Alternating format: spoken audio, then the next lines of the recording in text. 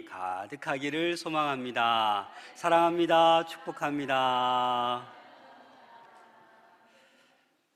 우리 주님 부활하셨습니다. 우리 주님 부활하셨습니다. 우리 주님 부활하셨습니다. 네, 여러분들 표정을 보니까 이제 돌아오셨네요. 네, 우리 주님 부활하셨습니다. 오늘 본문 말씀을 통해서 우리가 더욱더 이 부활의 확신이 명확해지기를 바랍니다. 우리는 부활을 믿는다고 합니다. 예수 부활하셨습니다. 아멘으로 말은 합니다. 그런데 어떤 이들은 머리로만 믿어요. 정말 이 부활의 이 역사적 사실을 가슴으로 전인격적인 삶으로 믿어야 되는데 그렇지 못할 때가 있다라는 겁니다. 우리 사복음서를 보면 이 부활에 대한 내용이 조금씩 특색이 있고 차이가 있습니다. 하지만 이 사복음서에 보면 공통점이 또 있습니다. 그 공통점이 뭐냐면 예수님께서 사흘 만에 부활하신다라는 말씀을 미리 예고하셨습니다. 그럼에도 불구하고 모든 제자들은 그 부활에 대해서 생각하지도 못했고 그 얘기를 3번씩이나 들었음에도 불구하고 그 사실을 믿지 않았다라는 겁니다. 그래서 오늘 본문을 보면 제자들이 아닙니다. 누가 예수님의 무덤에 옵니까? 막달라 마리아와 다른 마리아라 하는 여인이 예수님의 무덤에 그 새벽 동이 트자마자 예수님을 향하여 그 무덤을 향하여 가고 있습니다. 그런데 여러분, 이 여인들이 누구입니까? 예수님께서 십자가에 못 박혀 죽으시고 그 무덤에 묻힐 때 그 끝까지 그 예수님의 무덤에 묻히는 장면을 끝까지 지켜보았던 여인들이 바로 막달라 마리아와 다른 마리아입니다. 마태복음 27장 60절, 61절 말씀입니다. 바위 속에 판 자기 새 무덤에 넣어두고 큰 돌을 굴려 무덤 문에 놓고 가니 거기 막달라 마리아와 다른 마리아가 무덤을 향하여 앉았더라. 이 아리마대 요셉, 부자 요셉, 이사야서에 예언했던 그대로 이 아리마대 요셉이 자기의 어떤 새 무덤에 예수님의 그 시체를 가져다가 자기 새 무덤에 넣어두고, 그것을 누가 끝까지 봤어요?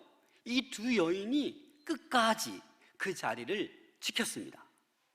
그리고 사흘이 지나서 이제 기름을 가져다가 예수님께 발라드리려고 마지막 그 장사의 그 과정을 마치려고, 그 절차를 마치려고 무덤을 찾아가고 있는 거예요. 그런데 무덤을 찾아갔을 때 인류 역사상 가장 위대한 사건을 목격하게 됩니다. 2절 말씀입니다. 큰 지진이 나며 주의 천사가 하늘로부터 내려와 돌을 굴려내고 그 위에 앉았는데, 여러분, 지금 이 여인들이 무슨 광경을 목격하는 거예요? 지진이 일어나요. 지진이. 여러분, 이 지진은 예수님께서 십자가 상에서 죽으셨을 때도 땅이 진동하고 지진이 일어났어요. 그것은 어떤 의미가 있냐면 예수님께서 그 죄를 이기시고 승리하셨다라는 거예요.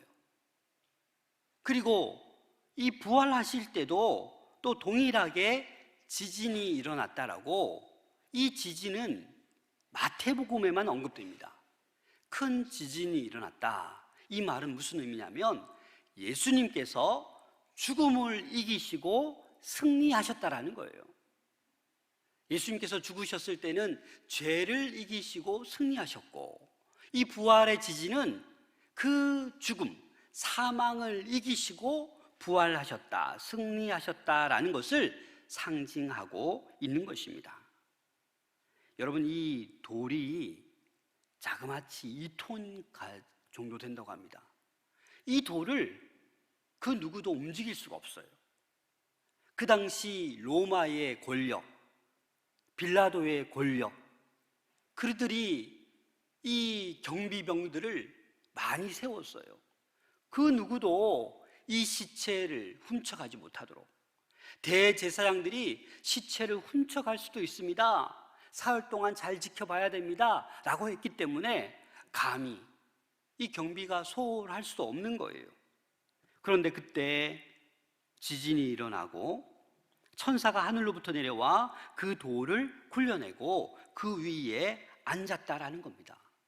그 천사를 번개 같고 눈같이 흰 옷을 입은 천사들이라고 말하고 있습니다.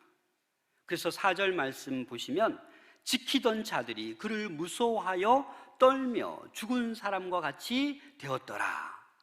여러분, 지키던 자들이 누구예요? 경비병들이에요.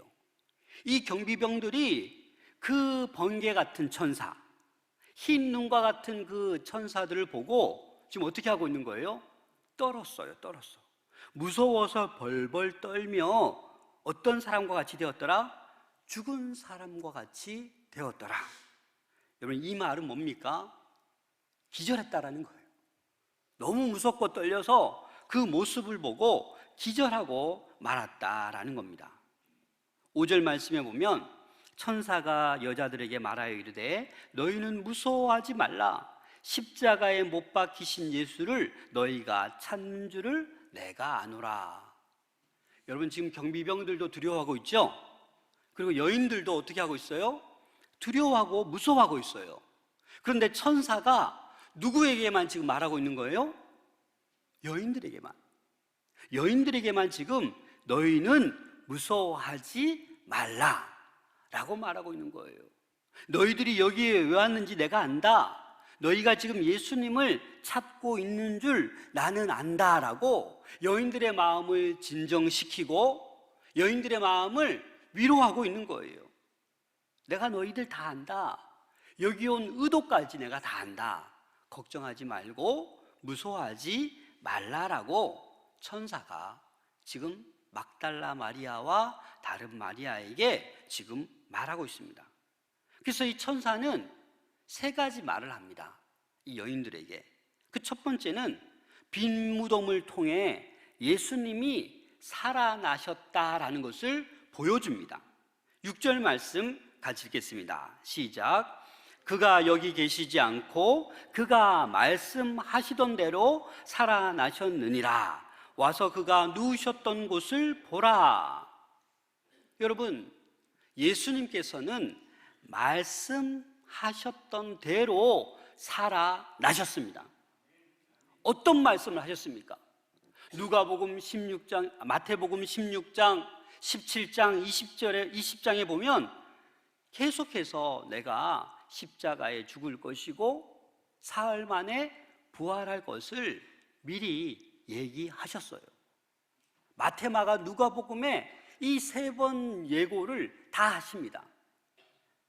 그런데 이 제자들은 귀담아 듣지 않았어요.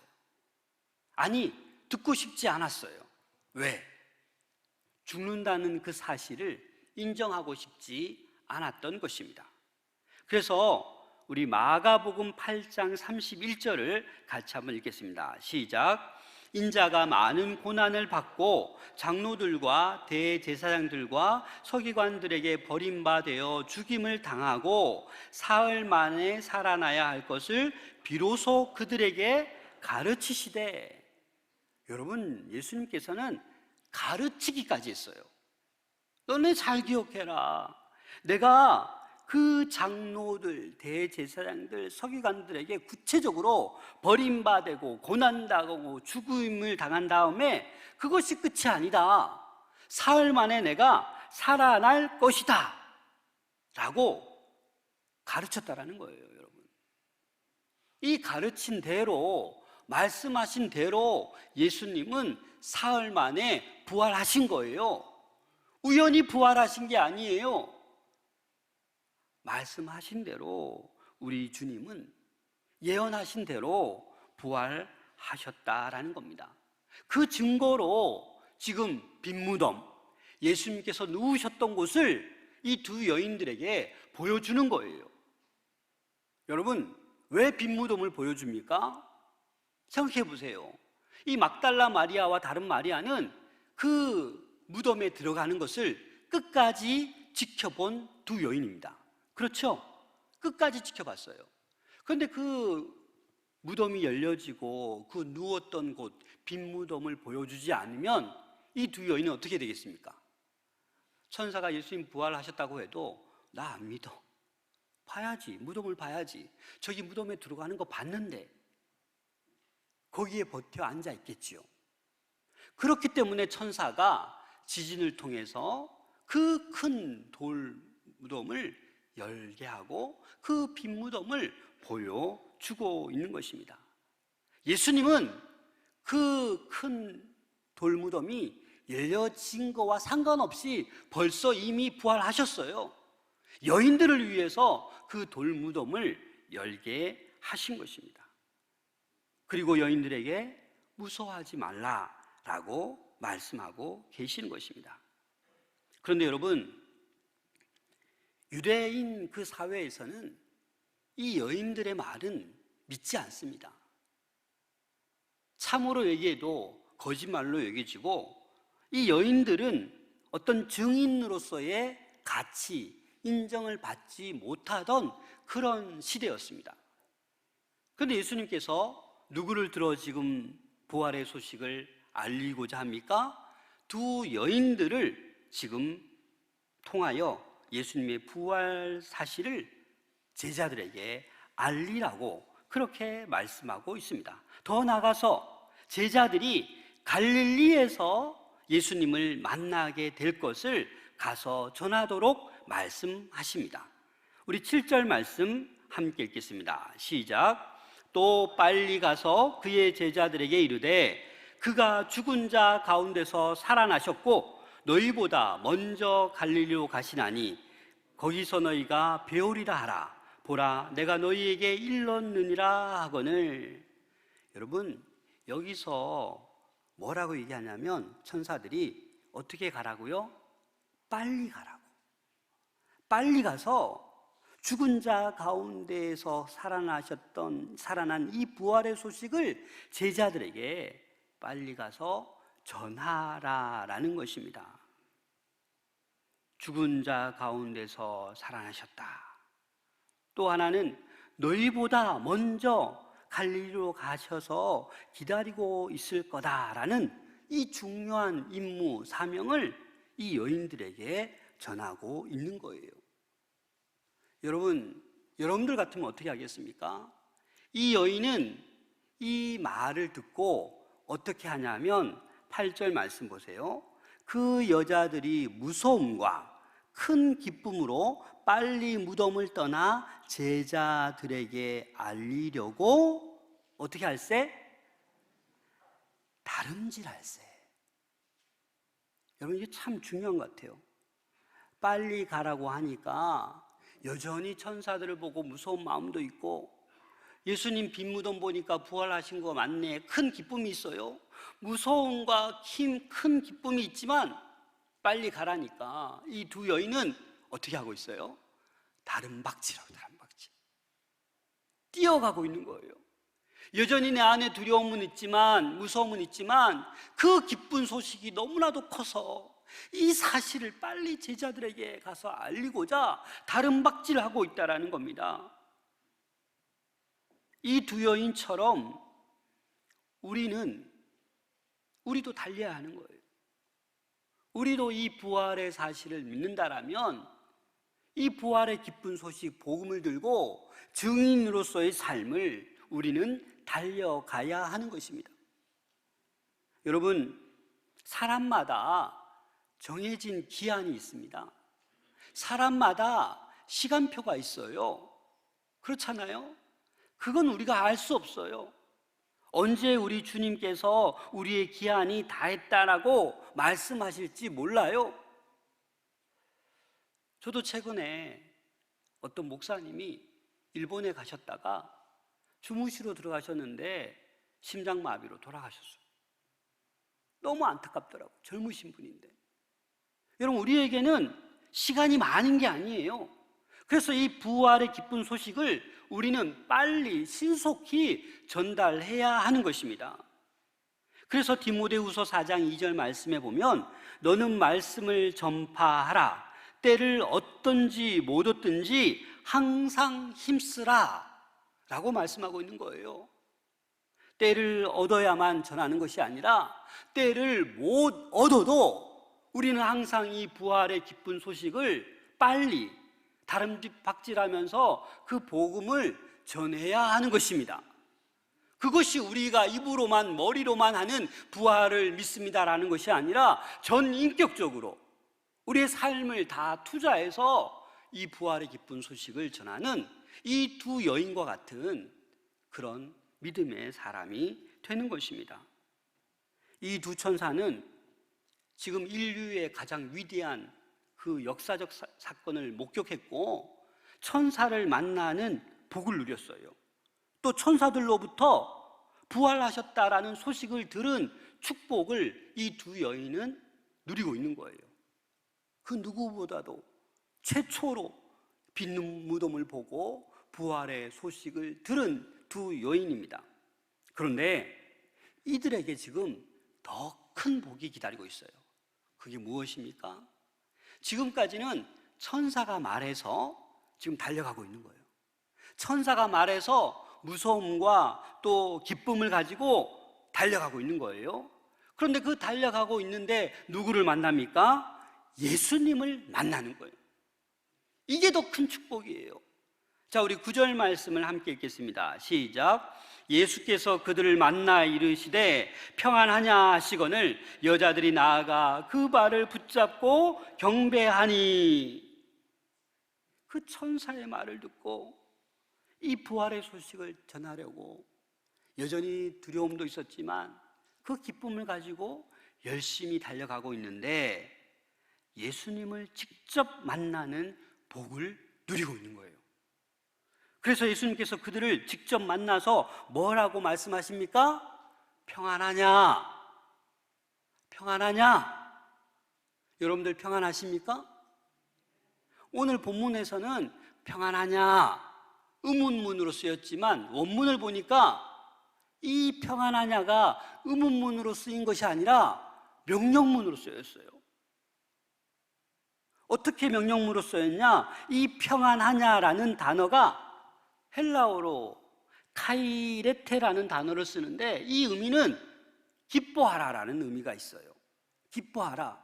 다시 말해서 제자들에게 평안하냐라고 묻는데 원문은 기뻐하라라는 거예요. 여인들을 만나서 너네 지금 달려가고 있지? 기뻐하라 라고 말씀하고 있는 거예요. 예수님께서 부활하셨는데 너희 속에 있는 그 무서움, 두려움은 다 쫓아버리고 근심 걱정하지 말고 뭐하라? 기뻐하라. 그래서 우리는 이 부활의 사건을 정말 믿는다라면 우리는 어떻게 해야 돼요? 기뻐하며 살아가는 거예요. 예배 드릴 때마다 기뻐하는 거예요. 근심하는 것이 아니라, 걱정하는 것이 아니라, 두려워하는 것이 아니라 기뻐하는 거예요. 그게 우리를 향한 하나님의 뜻입니다. 그래서 항상 기뻐하라, 쉬지 말고 기도하라, 범사에 감사하라. 이것이 너희를 향한 하나님의 뜻이라고 말씀하지 않으셨습니까? 그리고 이 여인들은 어떻게 합니까? 평안하냐, 기뻐하라, 이 말을 듣자마자 이 여인들은 나아가서 그 발을 붙잡고 경배했다고 합니다. 여러분, 발을 붙잡고 경배했다라는 것은 존경과 복종의 표현입니다. 정말 예수님 앞에 그 발을 붙들고 경배하지 않을 수가 없어요. 제자들과 달리 이 두 여인은 끝까지 죽음을 지켜보았고 또 그 기름을 바르기 위해서 장례 절차를 마치기 위해서 다시 무덤으로 찾아갔던, 정말 예수님을 향한 그 간절한 그 사랑이 충만했던 여인입니다. 근데 실제로 예수님이 내 앞에 있으니까 경배하지 않을 수가 없는 거예요. 발을 붙잡을 수밖에 없는 거예요. 그 당시 왕들에게 발을 붙잡고 키스하는 그런 복종과 어떤 존경의 의미를 표시하는데, 이 여인들이 천국의 만왕의 왕 예수를 보고 그 발에 엎드려서 지금 그 발을 만지고 있는 거예요. 엎드려 경배하는 거예요. 또 어찌 보면 예수님께서 부활하신 지 그것이 맞는지, 어떤 환영이 아닌지, 그래서 지금 만져봄으로 말미암아 이 예수님께서 실제의 몸을 가지고 부활하신 것을 이 여인들은 만져봄으로 말미암아 최초로 부활의 확증을 갖게 된 것입니다. 그리고 이 여인들에게 이렇게 말씀하십니다. 10절 말씀 함께 읽겠습니다. 시작. 이에 예수께서 이르시되 무서워하지 말라. 가서 내 형제들에게 갈리로 가라 하라. 거기서 나를 보리라 하시니라. 이전에 천사들이 얘기했던 것처럼 또 반복해서 얘기하십니다. 여전히 달려가면서 그들에게 무서움이 있었는데 또 그것을 아시고 무서워하지 말아라, 기뻐하라, 근심 걱정하지 말아라 말씀하시면서 내 형제들에게 갈릴리로 가서 거기서 나를 보리라 라고 말씀하고 있는 것입니다. 여기서 왜 내 형제들이라고 얘기할까요? 솔직히 보면 그 제자들은 어떻습니까? 그 예수님의 십자가 죽음 앞에서 다 부인하고 도망갔습니다. 인간적으로 보면 뭐예요? 배신자들이죠. 부인하지 않겠노라고 호언장담해놓고 다 도망갔잖아요. 그런데 예수님께서는 이 여인들에게 내 형제들, 그 제자들을 내 형제들이라고 말씀하고 있습니다. 갈릴리로 가라고, 거기서 내가 만날 것이라고, 그것도 예언한 그대로 갈릴리에서 만날 것을 이야기하고 있습니다. 이것은 예수님께서 부활하셨고 그 제자들을 다시 품어 안는다라는 거예요. 다시금 제자들을 통해서 이들이 회복되었고 이들을 통해서 하나님 아버지의 뜻을 행할 사람들이라는 것을 예수님은 다 알고 계셨기 때문에 이 제자들을 내 형제들이라고 말씀하시면서 품고 있는 것입니다. 그리고 예수님께서는 왜 하필이면 계속 천사를 통해서 또 본인이 직접 갈릴리에서 왜 만나자고 하실까요? 많고 많은 예루살렘도 있는데 이 갈릴리는 예수님께서 30년간 사신 곳입니다. 공생의 3년 기간 동안도 이 갈릴리에서 대부분의 사역을 하셨습니다. 십자가에 못 박히시기 전에도 이 갈릴리에서 내가 부활해서 만날 것을 미리 말씀하셨기 때문에 이 갈릴리에서 만나자고 하시는 것입니다. 여러분, 오늘 본문만을 보아도 이 예수님의 부활 사실은 확실한 거예요. 의심할 수가 없는 거예요. 지진이 나고 그 큰 돌이 열려지고 천사가 나타나고 이 모든 정황들은 예수님께서 부활하셨다라는 겁니다. 말씀하신 대로 그대로 부활하셨다라는 겁니다. 오히려 제자들이 아니라 이 두 여인에게 나타났다라는 이 사실도 부활하셨다라는 확실한 증거입니다. 왜 그렇습니까? 이 부활의 사실을 마태가 꾸며서 만드는 이야기라면 왜 여인을 등장시킵니까? 증거로서도 충분하지 않는데 그냥 다른 제자를 갖다 붙이죠. 아리마대 요셉을 갖다 붙이죠. 그런데 누구를 얘기하고 있는 거예요? 역사적 사실 그대로 그 당시 여인들의 말을 믿지 않지만 그래도 끝까지 무덤을 지켰고 끝까지 처음으로 온 그 두 여인 막달라 마리아와 다른 마리아에게 이 부활의 증거를 증언할 수 있도록 한 이 자체도 이 부활이 확실한 사건임을 우리에게 보여주고 있습니다. 더 나아가서 이 부활의 사건을 목격한 사람이 누구예요? 경비들이에요, 경비들. 근데 이 경비들도 누구에게 전했습니까? 대제사장에 가서 이 부활의 목격 사건을 전했어요. 이 여인들은 제자들에게 전했고, 이 경비병은 대제사장에게 찾아갔어요. 그런데 어떤 일이 일어납니까? 큰일 났구나. 이 대제사장들이 많은 돈을 주고 이 경비병들을, 군인들을 매수했어요. 소문내라. 예수님의 제자들이 예수님의 이 육신을 훔쳐갔다. 이렇게 거짓말을 퍼뜨린 거예요. 그래서 지금까지도 이 거짓말을 따르는 사람이 있어요. 예수님의 부활은 사실이 아니다. 도적해 간 거다. 이렇게 어리석게 여기는 사람들도 있다라는 겁니다. 여러분, 제자들이 밤에 와서 예수의 시체를 도둑질하고 갔다고 공모하였는데 어떻게 잠들었으면서 제자들이 가지고 간 걸 어떻게 압니까? 그러니까 이 거짓말은 앞뒤가 맞지 않아요. 그런데도 유대인들 가운데 이것이 사실인 양 믿는 사람들이 있다라는 겁니다. 사랑하는 여러분, 예수님께서 부활하셨습니다. 이 사실을 믿으십니까? 그러면 우리는 믿는다라고 하면 이 기쁜 소식, 사망 권세를 이기시고 부활하신 그 주님, 이 부활의 기쁜 소식을 전하는 증인이 되셔야 합니다. 그래야 우리는 그 부활 신앙으로 살아가는 성도가 되는 것입니다. 우리의 기한이 언제인지 모릅니다. 우리의 시간표가 지금 마지막 시간일 수도 있습니다. 그렇기 때문에 우리는 빨리 이 두 여인들처럼 다름박질 하듯이 복음을 전해야 하는 것입니다. 1942년 스페인령 지브롤터 해안 끝에는 이런 작은 팻말이 하나 세워져 있습니다. 이 너머에는 아무것도 없다. No more beyond. 이 너머에는 아무것도 없다. 이게 바로 세상의 끝이라는 거였어요.